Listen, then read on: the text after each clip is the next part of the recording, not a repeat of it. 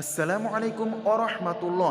আবু হুরায়রা রাদিয়াল্লাহু তাআলা আনহু হতে বর্ণিত, তিনি বলেন, নবী করিম সাল্লাল্লাহু আলাইহি ওয়াসাল্লাম বলেছেন, ইন্না সূরাতাম মিনাল কোরআন, নিশ্চয় কোরআনে একটি সূরা আছে, সালাসুনা আয়াত, ৩০ আয়াতের, শাফাআত, বিচার মাঠে সুপারিশ করবে, লি রজুলিন, সে ব্যক্তির জন্য, হাত্তা গুফিরা লাহু, এবং তাকে ক্ষমা করে দেওয়া হবে।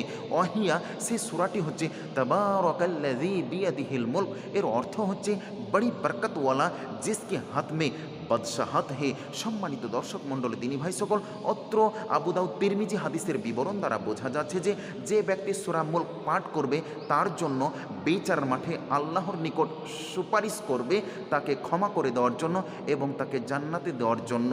সম্মানিত দর্শক মণ্ডলী, দিনী ভাই সকল, যা আমরা এই হাদিস দ্বারা স্পষ্টভাবে জানতে পারলাম। আল্লাহ যেন আমাদের সকল দিনী ভাই বোনদেরকে সূরা মুলক পাঠ করার তৌফিক দান করেন, আমিন। আসসালামু আলাইকুম।